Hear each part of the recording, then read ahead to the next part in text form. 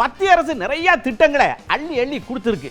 எங்க ஏதாவது ஒரு 2 திட்டத்துடைய பேரை சடக்குன்னு சொல்லுங்க அப்படின்னு பார்த்தா அது அப்படின்ற மாதிரி ஆரம்பிச்சாங்க. நல்லா தான் சொல்லியிருக்காங்க.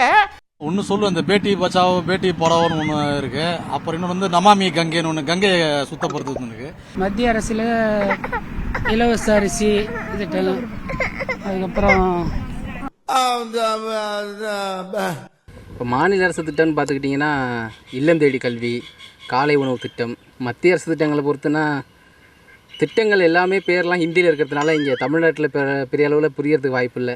இப்போ நான் என்ன உங்கள்கிட்ட சொல்கிறது, இன்னும் இந்த விஸ்வகர்மா யோஜனாவா, அப்படி இன்னும் ஆவாஸ் யோஜனா, அப்படிலாம் அந்த பயனாளிகளுக்கு அந்த திட்டத்தோட பேரே தெரியாமல் இருக்குது.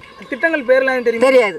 தெரியாது தெரியாது தெரியாது. மத்திய அரசு வந்து நமக்கு இந்த யோக போஜனா திட்டத்தில் மீண்டும் 10 கிலோ அரிசியை அறிவிச்சிருக்காங்க. அது இப்போ நமக்கு வந்து சென்றடைஞ்சிருக்கு. அது என்னமோ யோஜனா போஜனா அப்படிங்கிற மாதிரியான திட்டங்கள் தான் வருதா ஒழிஞ்சு அது எங்கே போய் அணுகிறது, யார்கிட்ட போய் கேட்கறது அப்படிங்கிறதுனால அது சரியாக தெரியல. கேலோ இந்தியாக்காக அவங்க செய்கிற விஷயங்கள், அதே போல் ஜல்ஜீவன் சிஸ்டம், அதே போல் டிஜிட்டல் இந்தியாவை அவங்க கொண்டு வந்தது வந்து பல விஷயத்தில் வந்து எக்யூப் ஆகுது. இந்த ரயில்வே மெட்ரோ ரயில் சம்பந்தப்பட்ட இதில் வந்து மத்திய அரசு ஒரு தொகை போடுறாங்க.